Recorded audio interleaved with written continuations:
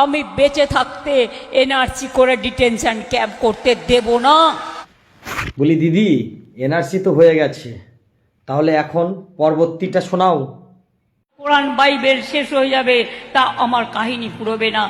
কাহিনী ফুরানো তো দূরের কথা, জনগণ চাইলে কি করতে পারে সেটা আপনার দুধের গায়েরা খুব ভালো জানে, যাদের কোরআন নিয়ে এসব কথা বলছেন। বাকিটা ইতিহাস তৈরি হবে। ওয়াকফ আমাদের এখানে কোনো কোশ্চেন নেই। যদি ওয়াকফ নিয়ে আন্দোলন করতে হয় দিল্লিতে যান, এখানে নয়। গুলি করবেন না, যদি করেন সবচেয়ে বড় শত্রু আমি হব। আচ্ছা, ওয়াকফ নিয়ে এখানে কোনো সমস্যা নেই।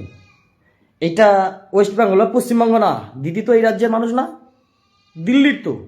কারণ এই রাস্তা যদি ওয়াকফ আন্দোলনের সময় মানে অন্য রাজ্য হয়ে যায়, ভোটের সময় কেন না সেই একই রাস্তা, একই মাটি, সেই একইভাবে দিদি স্টেজ করে ভোট চাইছে, আর মুসলিমরা ওয়াকফ নিয়ে যেই আন্দোলন করলো তাই দিল্লি পাঠিয়ে দিচ্ছে। দুধের গাই তো, একটু বোঝার আছে। হাট, যত সব ভোট চাওয়ার সময় দিল্লি গিয়ে চাওয়ার দরকার আছে, এখানে নয়। আর এই সব দুধের গাইগুলোকে, এসব মুসলমান জাত অন্য ধরনের। আমি বলছি, আমি চ্যালেঞ্জ, আমি একজন মুসলিমের ছেলে হয়ে, ঠিক আছে, এই জাতির বহুত পরম্পরাগত দোষ আছে।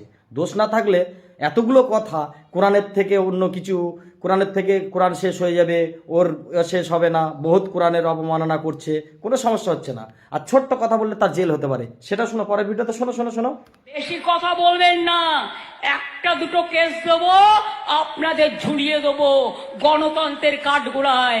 আপনারা বুঝবেন নিজেরা কি করেছেন, খুঁজবেন। সর্বশেষ দেখার যেটা, সেটা হচ্ছে ডিটেনশন ক্যাম্প ভোটের পরে কি হয়, এটাও জনগণের হাতে। চলো তোমাদের হাতে তুলে দিলাম, তোমরা একটু কমেন্ট করে বলে যাবে যে কি হতে চলেছে ভোটের পরে ডিটেনশন ক্যাম্প। হতে দেব না তো সব জিনিসই, এবং অ্যালাউড সব জিনিসই হয়েও যাচ্ছে। এইটা দেখার বিষয়। এখন ডিলেট ভোটাররা কি হয়, ডিটেনশন ক্যাম্প হবে কি না, এটা দেখার বিষয় আছে। এটাও দিদির ক্ষমতা তো। চলো সবাই একটু কমেন্ট করে বলবে কি হয়, দেখার আছে।